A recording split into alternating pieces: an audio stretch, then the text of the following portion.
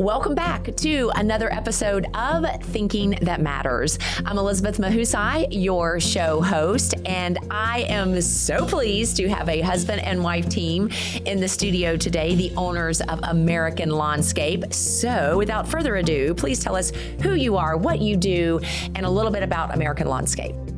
Hi, everybody. Elizabeth, thank you so much for having us. My name is Barbara Crouch. I am the wife of the husband and wife team, and I love everything about American Lawnscape, particularly the role that I get to play, which is primarily customer-facing, relationship development. I also get a lot of screen time because I help with administration, scheduling, invoicing, and just, whatever it takes to serve our clients. Love it.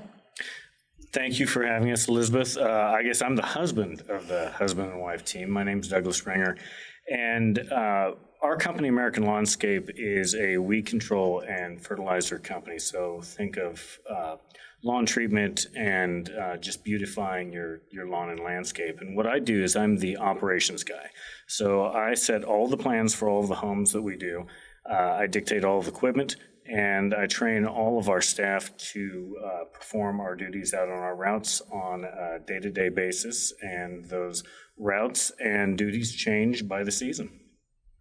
I know that is, okay, so in transparency, listener or viewer, we use American Lawnscape for our lawn there at the corner of, we have a pretty large, I guess for me, it feels like a large, in at least a suburb, in terms of a backyard and a front yard. So I get to see what you do on a regular basis, which is kind of a cool piece of it. So you originally created American Lawnscape. I did. Okay. And so how long have you all been in business? So we started our business officially in 2012, but the part of the business started as a Christmas lighting business and then because that was the fall. And then the next year we started American Lawnscape as a everything landscape company. We were doing mowing, we were doing landscaping, we were doing what we're doing now, which is lawn treatments, but we were doing everything else as well. We were building retaining walls, we were doing mulch and flower beds, irrigation. Wow, everything. A lot. Well, and it was eagerness on our part to get this business up and off the ground. I had just gotten out of active duty for the Nebraska Army National Guard, and this was the business plan moving forward.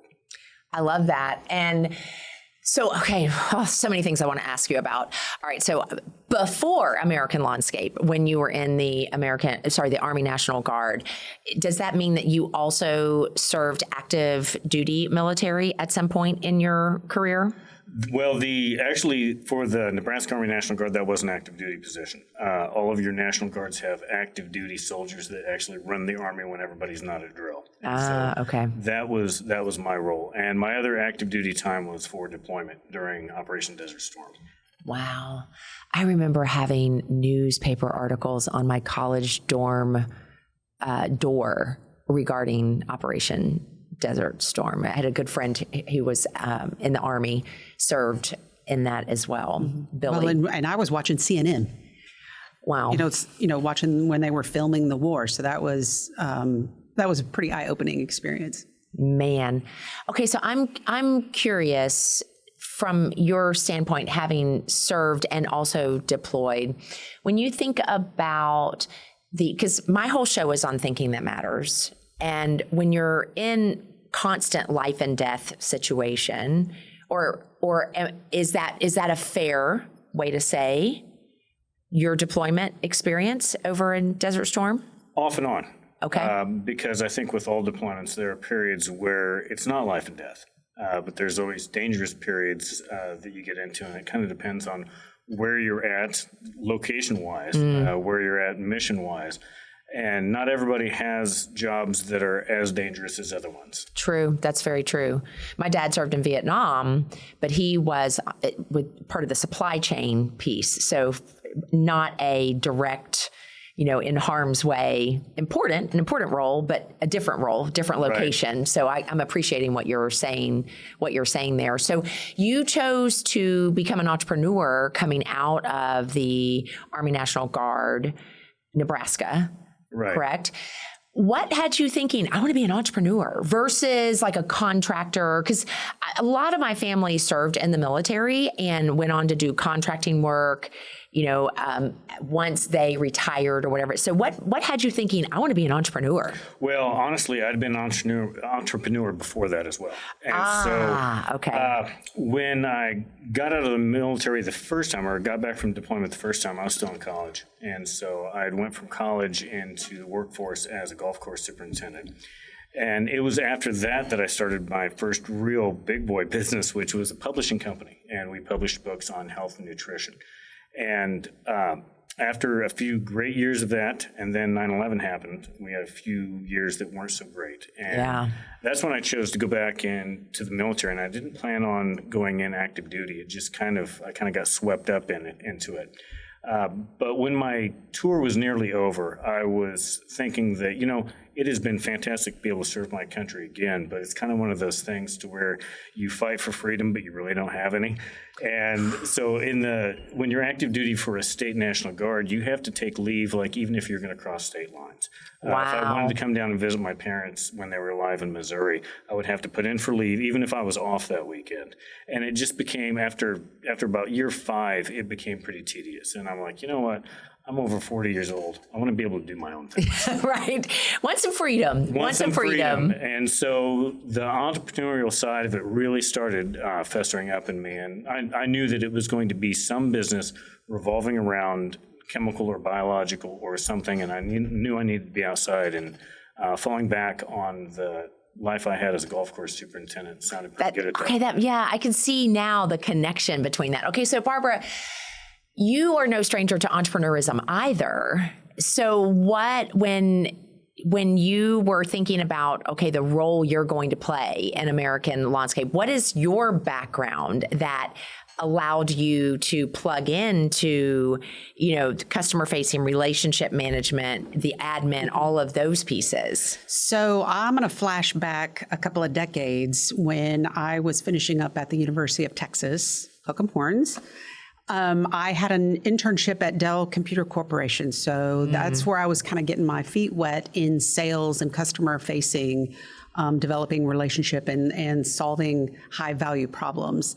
And as I was, starting my first job with Dell, I was thinking, I'll get about 5 years under my belt, because I also had the bug for owning my own business and kind of being able to kind of be in charge of my overall experience and the value that I brought to the marketplace. So 5 years turned into 18. Oh, wow. Okay. Yeah, so as I continued through my my corporate experience, I went from Dell to AT&T in the wireless technology, and then in the rest of the network IT space. And when Doug and I got together, and as he was starting American Lawnscape, I would go to the office, come home, and I would be like, man, he's so lucky. He gets to own his own company and run his own business and grow and just not have 12 people weigh in on a decision. Wait, no committee decision. No, yeah. If he wants to create the red tape, he can do it. So then by about 2015, I had the opportunity to either stay at AT&T and move into a different organization or take the buyout. And I chose to take the buyout because I wanted to join Doug, because I really loved what he was building. I was kind of helping a little bit behind the scenes, kind of part-time, but I really wanted to jump in with both feet. And so that's how I, became more active in American Lawnscape. And I think I probably was way more active than he was ready for me to be when I joined. But that was the beauty of, getting to work with, somebody that you first off love, and then somebody that you really, really respect. We kind of found our lanes, and here we are. Okay, so you just said a lot of things in that very last little part there.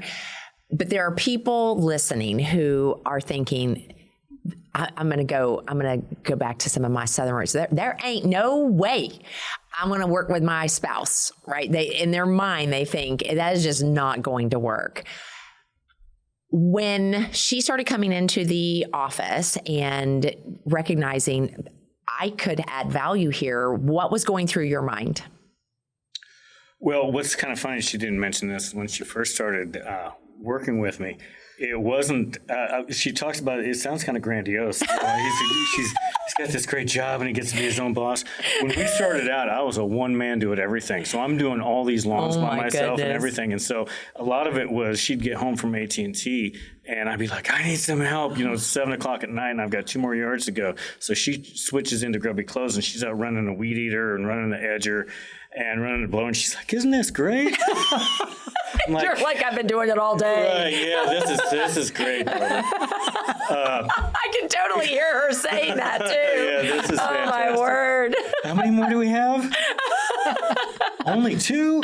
Oh my It's still goodness. light out. So when she first started coming in, when she was going to make the transition from AT&T into our business, it wasn't really clear, other than the kind of running the business side of it and the sales side of it, what she was going to do. And I think both of us being eager, we both wanted to do everything. So there wasn't any defined lanes. It was just one big lane with us tripping over each other. Okay. Yeah, because one of the things that I came in and thought, hey, here's a new way that we could do our billing process. Here's a new way of how we can, message our clients. And I remember Doug's like, wait a minute. Wait, what? We need to talk about this. Well, and those things were actually fine. It was, here's a new way to run the crews.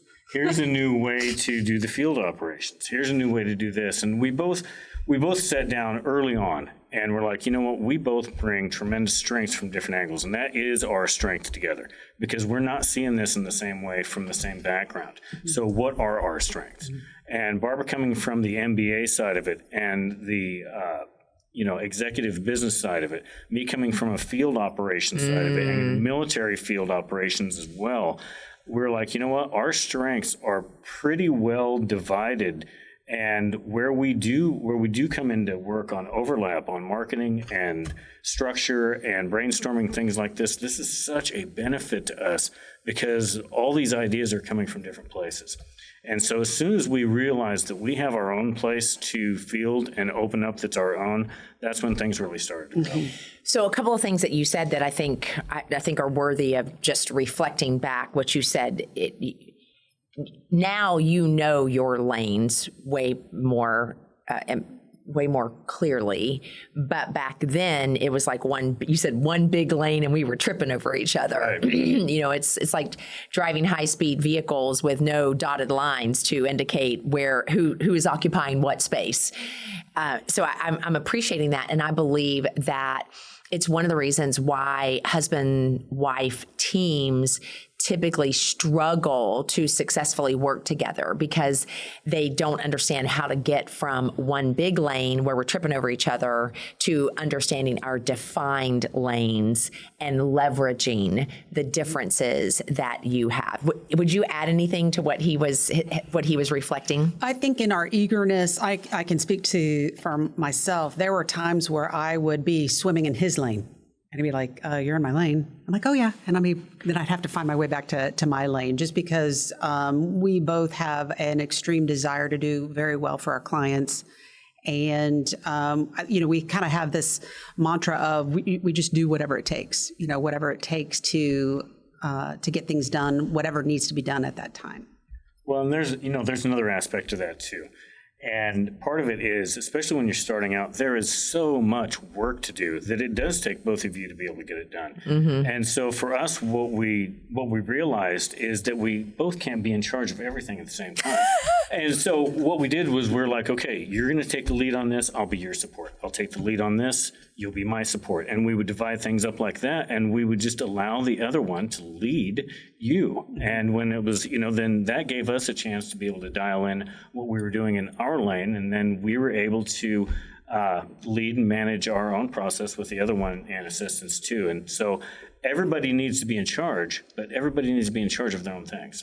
I'm appreciating what you just said, in that you each have your areas where you're in charge, but the other is the backup, Right. is the support system for that. So in effect, you are both integrally part of all aspects of the business. You're just not taking the lead necessarily in all aspects of the business. Fair restatement? Absolutely, because there's a ton of duties that need to be done. And even if you're in charge of that lane, doesn't mean you're going to do all of the things that are there. So a good example would be with customer service. I don't get involved with customer service because that is really a function of Barbara and the office manager. But there are times where I need to be able to support that. I have to be able to follow up on answers of questions that come in. I have to be able to, sometimes I need to be able to call customers or go do site visits or things like that. And maybe this isn't a great example of that, but there's a support role in that I fill without being the lead or the front face of that particular duty.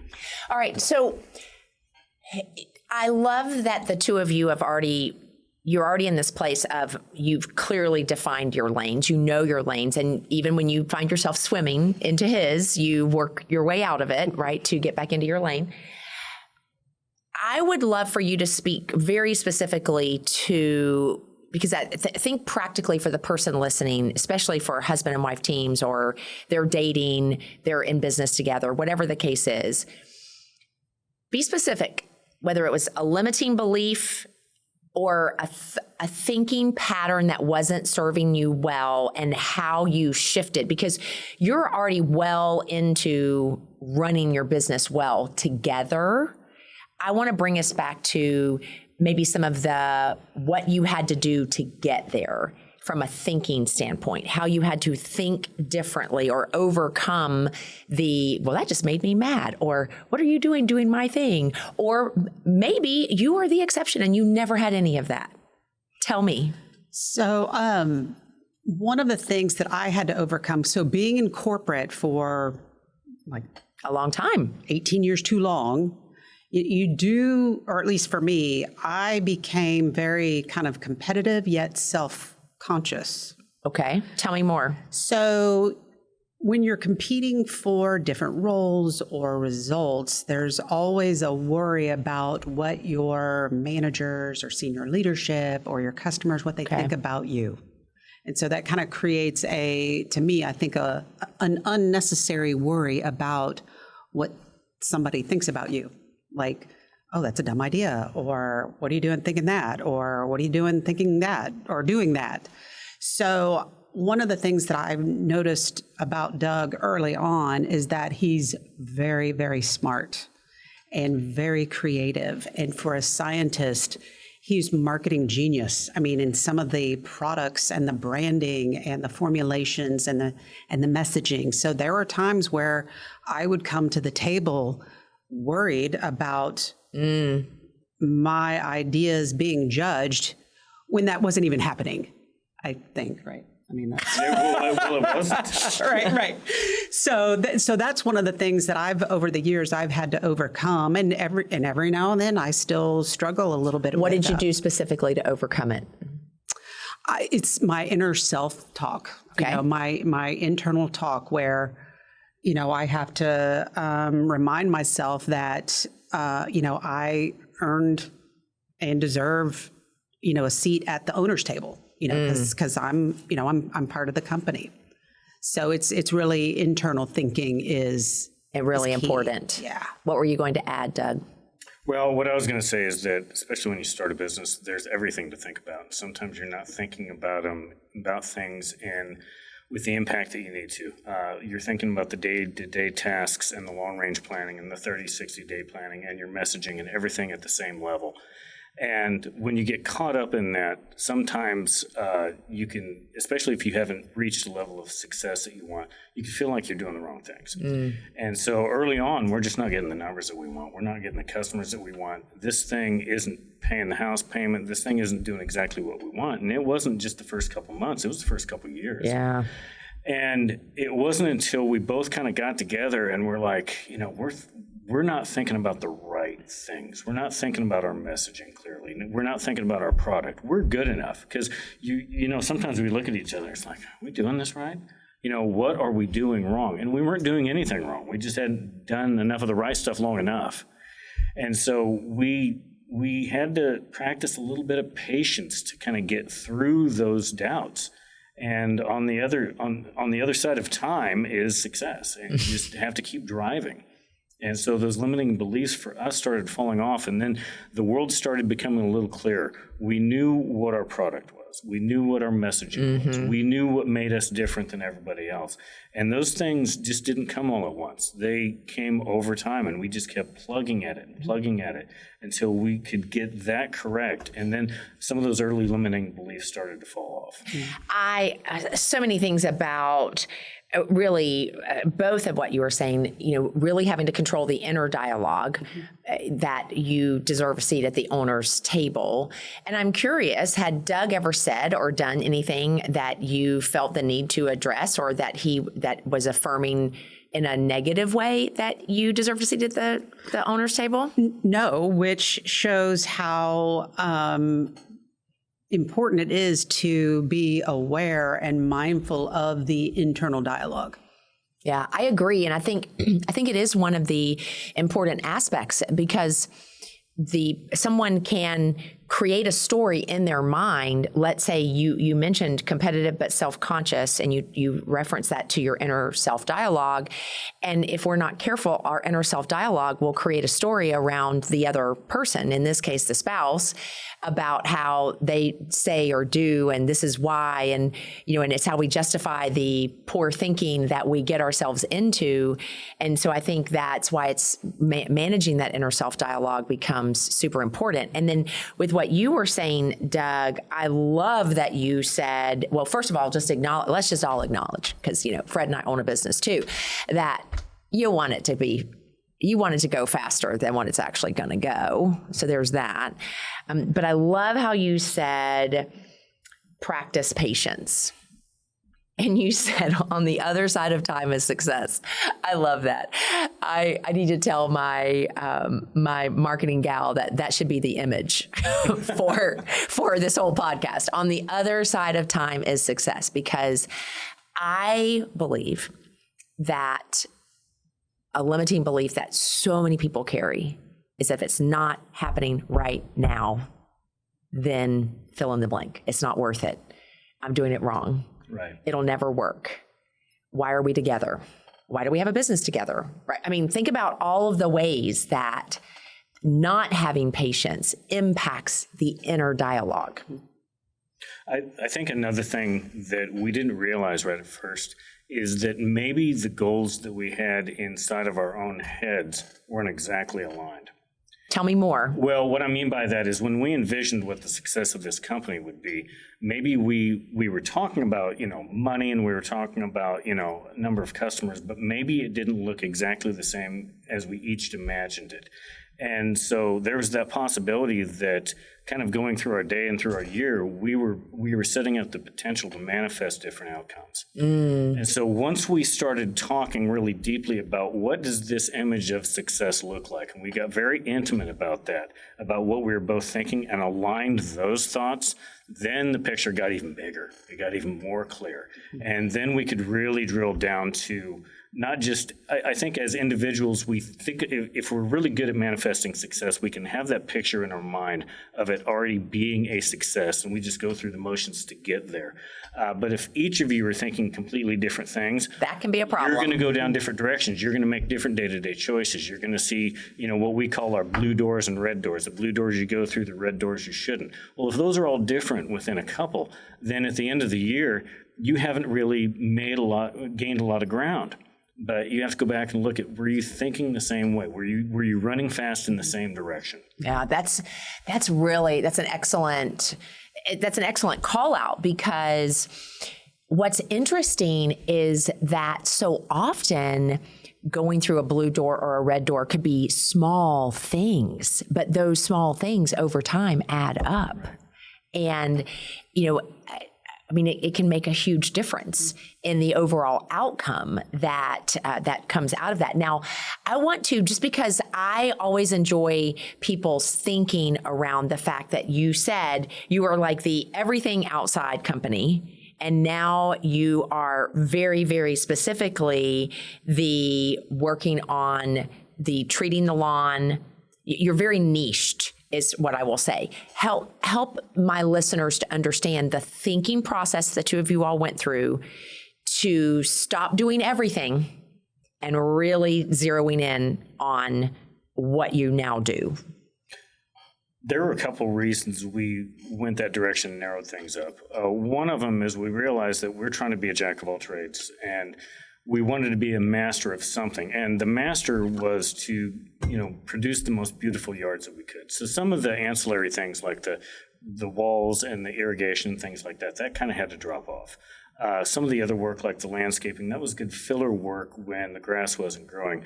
But again, it was also ancillary. But we were running mowing crews, and that was really important to us at the time because then we could manage the yard from all the way through, from the maintenance to the nutrition.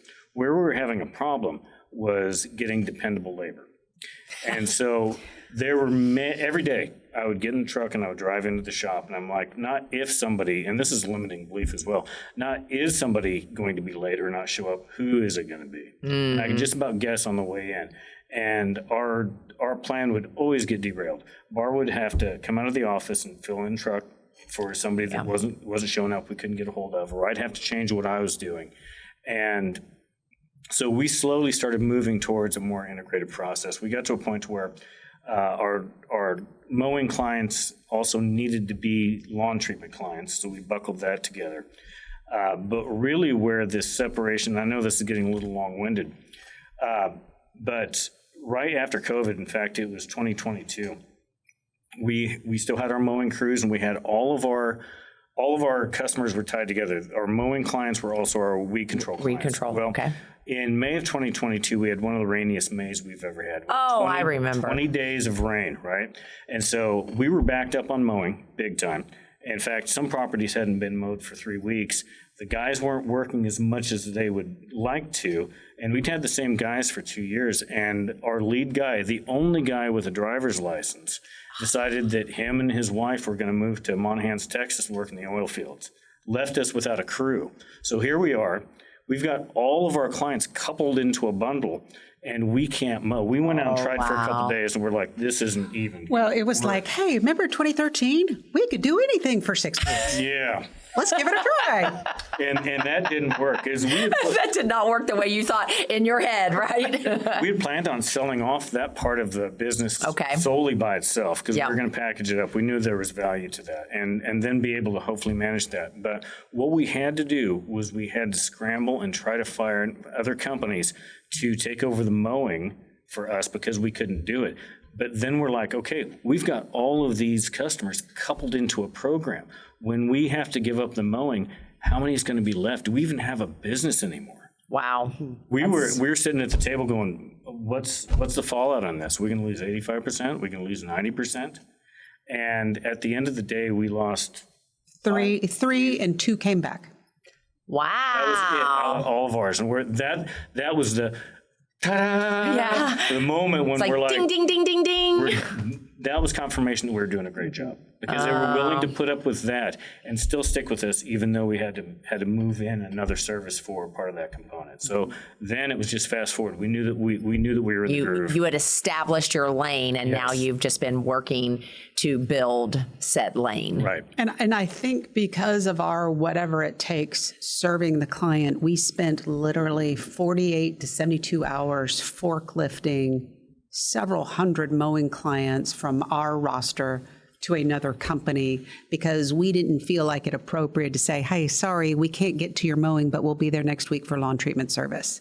So we ended up kind of closing the loop with our clients to say, here's your new mowing partner, your mowing date's on Tuesday, and then we're going to be out for lawn treatment service. So, right. Yeah. So, well, and I hate to interrupt, but there's a really strong point here. So when we were talking about defining lanes early on in the business where everything had to be done, since we had already done that, when we got to this point when it was critical, it was really important. Barbara was able to use that MBA background and that executive background on the customer-facing side dealing with the 2 companies that we were using to forklift these clients over, while I was on my side developing a new business model for the field. And so we already knew our lanes prior to this happening, and it was just seamless. We just kind of went in. We supported each other when we had to, when it was necessary for the other one, and we just drove on. But we didn't realize how important that lane establishment would be until everything's easy when it's easy, right? Right. It's when you're really pressed that you test your system. Yeah, exactly, where you really begin. Well, and that's the beautiful thing about when disruptions happen. Whether it was I consider COVID a disruption, or this situation, elongated periods of rain. It was a disruption. And it really does. Yes, it creates stress, but it also tests your system, and it will bring to the surface those things which need to be addressed or that are working really well. In this case, you both knowing your lanes and working within those lanes. I love that. Well, I mean, there's so many things we could talk about. I've already so enjoyed even the parts that we have covered up, because I definitely wanted to get to how did you get to the niche, because I think that's important, because so often people in the entrepreneurial space, they're trying to do too much, and it makes it very difficult to hone a scalable system that allows them to be able to have the business that they actually desire or want to have. So tell me, you mentioned it before we actually started recording, that faith is an important part of your overall approach, and both personally and professionally. So each of you speak to that. What's the role faith has played for you in getting you to where you are today? So, obviously, at least for me, there is a powerful, force bigger than myself. So God really is kind of the foundation on, my whole being. So I kind of feel like I'm kind of expressing as Barbara Crouch, who happens to be in the lawn business. And there's just something about connecting with nature and taking care of God's resources. So think plants, animals, grass, kind of having that connection with the outdoors. That's been I didn't realize it until, recently within the last handful of years, about how that has become really important to me. And kind of being quiet and being able to listen for the way forward, and keeping the eyes, ears, mind open for those blue doors, which is kind of the guidance on taking the next step. I think that when we are, mindful of kind of this powerful force, that everything always works out. It may not feel like it at the time when it's literally biblical rains for 20 days, 40 days and 40 nights, but everything, as we look back, everything works out. Yeah. And it's kind of keeping that faith, knowing that when you're kind of, expressing God as, for me, Barbara Crouch in the lawn business, everything always works out. I love that. What would you say, Doug? I'd made a transition from more of a structured way of thinking that I'm over here, God's over here, heaven's here, other things are here. But as a biologist and getting deeper into my spirituality, there was this epiphany and understanding, especially as you kind of get into studying quantum physics and these other elements of science, that we are one energy continuum, that everything around us is this God-given energy, and there isn't a start and stopping point. It's not compartmentalized. It's one flow from the mind of God all the way through the plants that we treat. And I started seeing the world in that way. And once I started seeing the world in that way, I understood my place in it. And I understood my place to be able to pass on positive energy and to affect things in a positive way. And God is a driving force in that way, because I can feel that flow of positivity. I can feel when I'm also blocking that positivity too. I'm very aware of that. And so spiritually, we spend a lot of time talking about our spirituality at night. We spend a lot of time studying our spirituality. We talk about how we think about our spirituality, how we think about our spirituality. And it not only affects how we operate, or at least for me, it affects how I operate on a day-to-day basis with individuals or even the plants that I treat. but it affects how we treat each other. Yeah. As well, because when we see each other, yes, I see Barbara and she sees Douglas, but we also see representations of the same God in a different form. Yeah. We're God's physical form, and there's a respect that you have to give to that.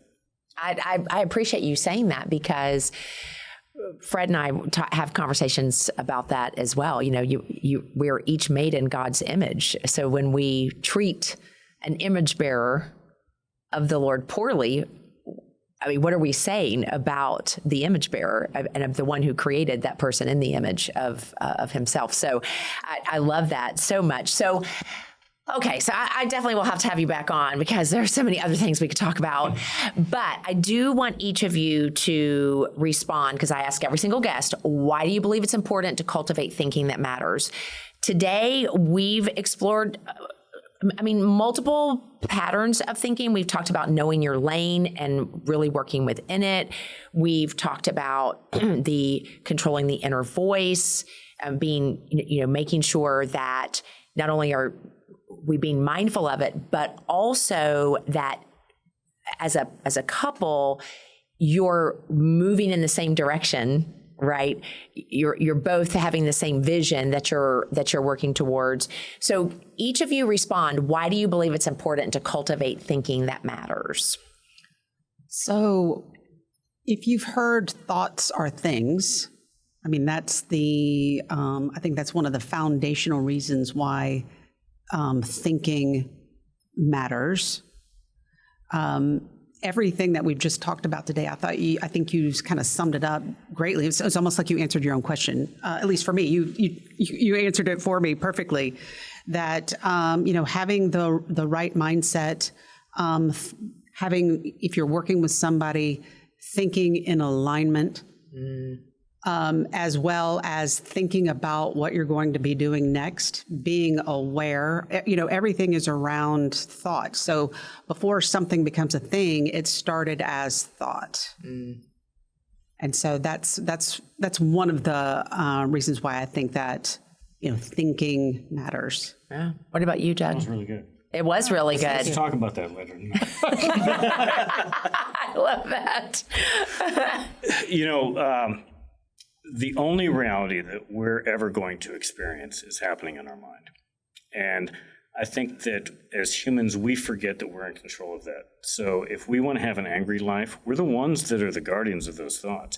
If we want to have a happy life, we're the ones that can interject those. We can't just be bystanders sitting back watching this movie play. We're actually directing this. And so the thinking, kind of going back to what Henry Ford said, if you think you can or you think you can't, you're right. Yeah. If you extrapolate that out all the way, if you want to be angry, you want to be happy, you can. If you want to be sad or you want to be poor, you can. And I mean poor in spirit. These things are images first in our mind that manifest in the world as we actively pursue those. So the positive thinking or negative thinking are the most important things that will eventually turn into what your physical life is. In our mind. So good.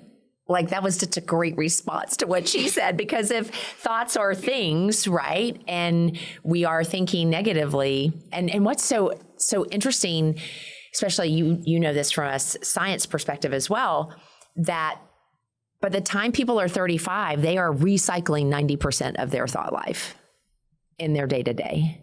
So if they've agreed that I'm going to be negative, right? Or life is negative. They're just recycling that over and over and over. And it continues to expand the more they think about it.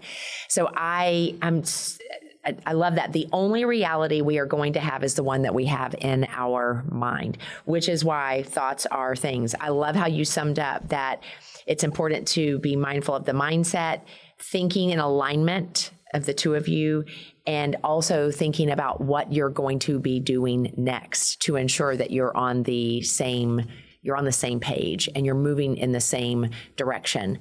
I absolutely love it. And I want to encourage the viewer and the listener, Hey, are you in partnership with someone? You could be married, you could be dating, maybe you're not. What have you gathered from this conversation that would help you be better in that space, that would help you to choose more blue doors together and less red doors that are going to take you in different directions?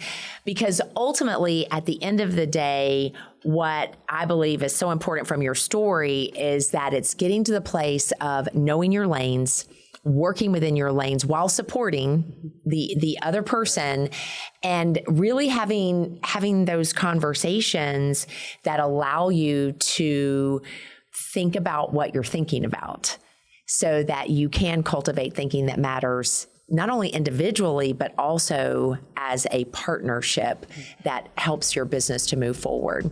Because ultimately, when you cultivate thinking that matters, you can build a business that matters. When you cultivate thinking that matters, you build a life that matters.